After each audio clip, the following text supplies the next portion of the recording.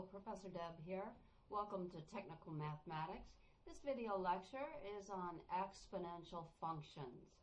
At any time, feel free to stop or pause the video to take a look at the material more in depth. Let's get started on exponential functions. Okay, let me just get set up real quick here. Here's what an exponential function looks like. This designates a function of the variable x. Now, first of all, a function is where we have an equation, and no matter what values of x we put in there, we put that into the equation. That is called a function. And we'll see more about how that works a little bit later. B, this is referred to as the base. And x, this is the exponent. Now, there are other videos that we've talked about dealing with exponents that you may want to visit before looking at this video. All right, first of all, the base has to have a little bit more definition. The base cannot be has to be greater than 0. Has to be greater than 0. Positive numbers. And b cannot equal 1. And x, the exponent, must be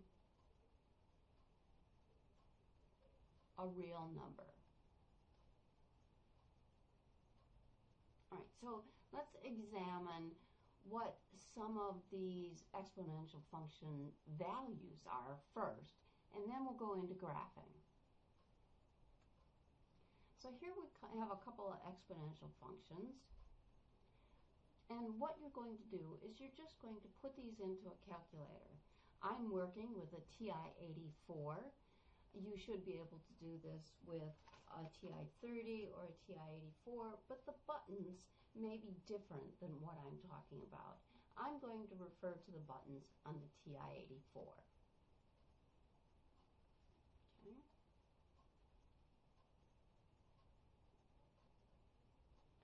This is the base, 4, and what you're going to do is you're going to put into your calculator 4, and then there should be a caret key which raises it or says the next number after I input that is going to be the exponent, and you're going to put in pi. Now you may have a key that says looks like this. There are many different keys on many different calculators, but you'll use the caret key on the TI-84. That's the easiest one to use. And once you put that in there and hit the enter key, you should get a number that looks something like this, rounded to 88, 77.88. That should be the answer to 4 raised to the pi. Okay? All right, here's another one. We've looked at other videos that worked with radicals. You may want to review those before going on into exponential and radical functions in this video. So radical 4, we know that as the square root of 4. So let's simplify that first. The square root of 4 is 2. So we're going to take 2 and we're going to put that into our calculator, find that caret key, and then you may need to use parentheses, 4 divided by 3. Otherwise it may pick up the order of operations and take 2 and raise it to the 4 and then divide that all by 3. But you actually want to raise it to 4/3. So you may have to put that in parentheses. Stop the video and try this with your calculator before we get too far. So that should give you an answer of 2.519, or close to that. All right. Now hopefully that you got those two. You try this one. This one's for you. You're going to put into your calculator the square root of 3. Then you're going to find that caret key, and you're going to put in pi, and then enter. So stop the video, put that in, try it, and then check your answer with the solutions given in the rest of the website. All right, good. Now let's see what to do with these functions, why we're working with these functions, and what they look like. So here we've got a graph, and we're going to take a look at it.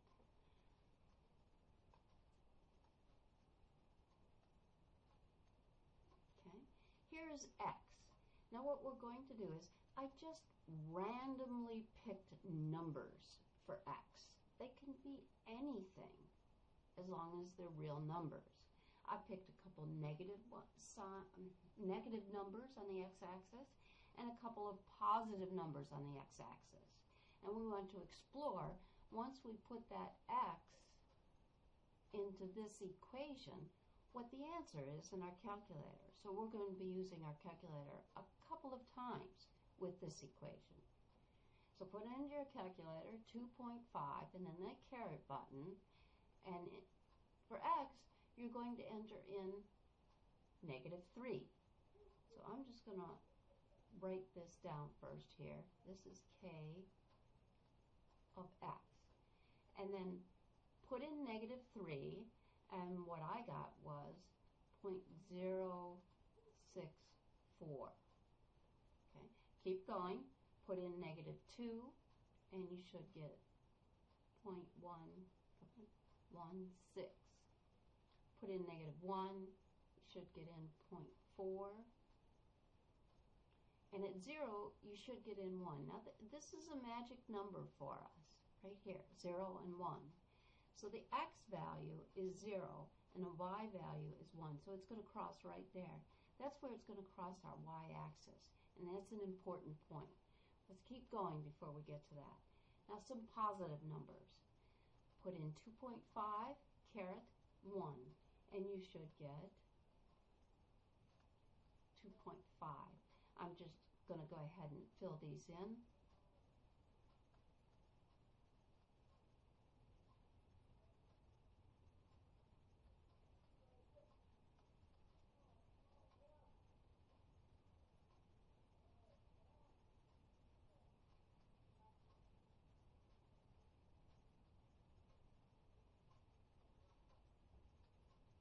Okay, now let's go back and graph this. Let's see what it looks like.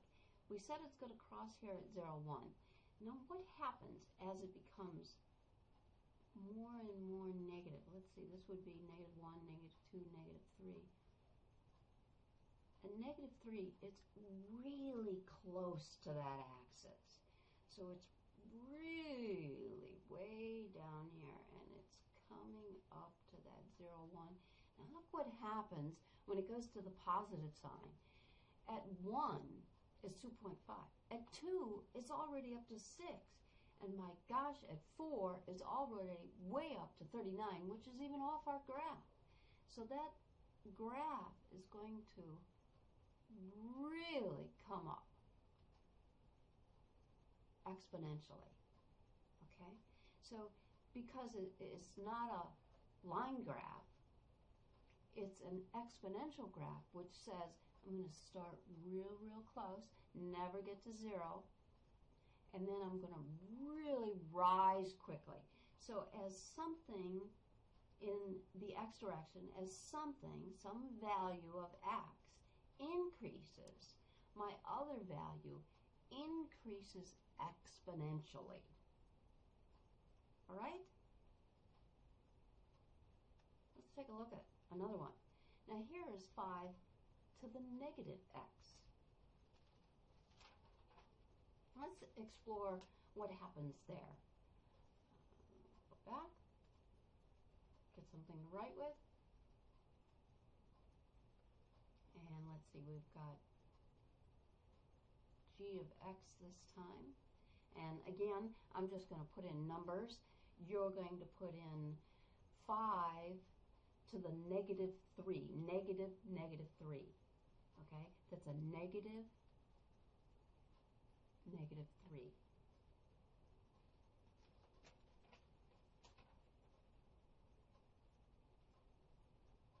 And that should be 125. Is that what you expected? A large number? Remember that a negative is actually a positive, so we're actually taking 5 to the third. Yeah, that's 125. Let me fill in some other numbers, and then we'll take a look at the graph real quick and see how it differs. Here's our 0, 1 again. X is 0, y is 1. Here's our point. What happens at 1? I'm running these in fractions just to give us a little variety.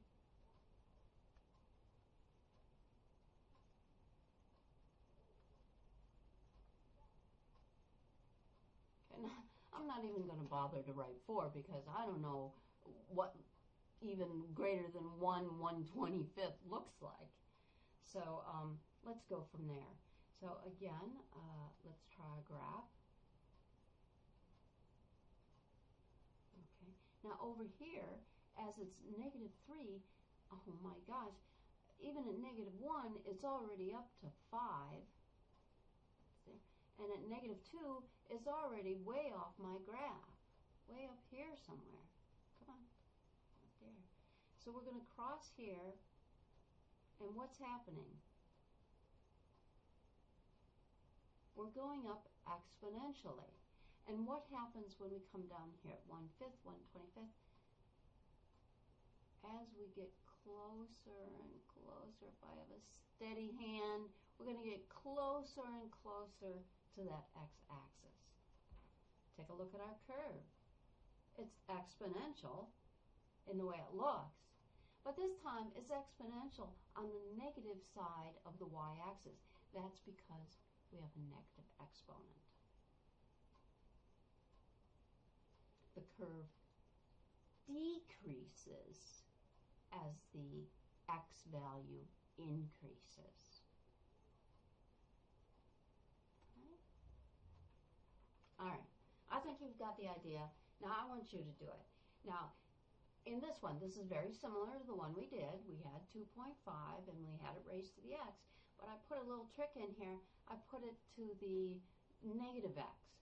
So what did we learn from before? First, we know it's going to cross at 0 and 1. And a negative x means that that exponential side is going to be on this side, isn't it? Go ahead and put in the numbers. Stop the video. Put in these numbers in your calculator and see for yourself. And then try and draw the graph. Stop the video and try it.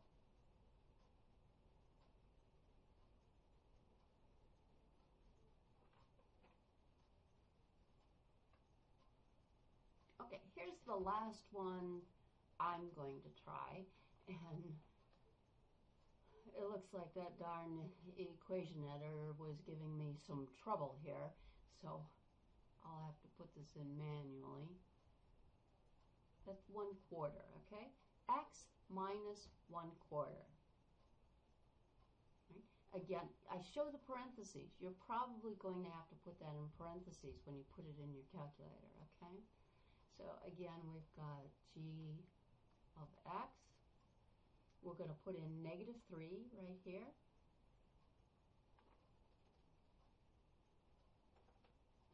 And at negative 3, I've got 0.105. And I'm just going to put in these numbers again. 0.210. Negative 1 is 0.420. Now what is 0? 0.841. What happened here?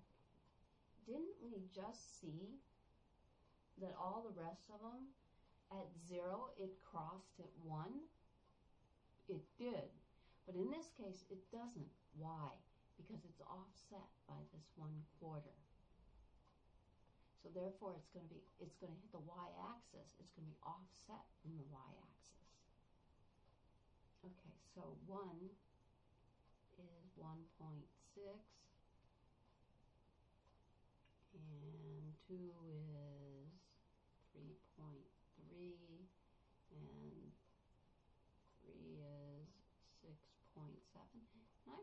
going up quite as fast, but we've only got a 2 here as our base. I think that has made a difference. So now you're going to pin me down to try and stay on my graph, aren't you? Let's see. -3, 1, 2, 3. And that's at a 0.105. Oh boy, can I find that? That's real close down here. And a -2, it's still real close. A -1, almost a half. We're getting somewhere where I can see it. Okay, now at 0, when x is 0, d is 0.8. See, it's a little bit down here is where it's going to cross. And then at 1, it's going to be up here, 2, up here, 3, up here. And you see what's happening. Here we're getting decreasing, decreasing. We cross the axis a little bit off that 1, and we head up exponentially. And this is ever decreasing, getting closer and closer to that x-axis. All right? So a little hitch in the x here, and the exponent will offset where it's going to hit the y-axis. All right? This concludes this video. Hopefully you've got the idea of exponential functions, and we'll go from there.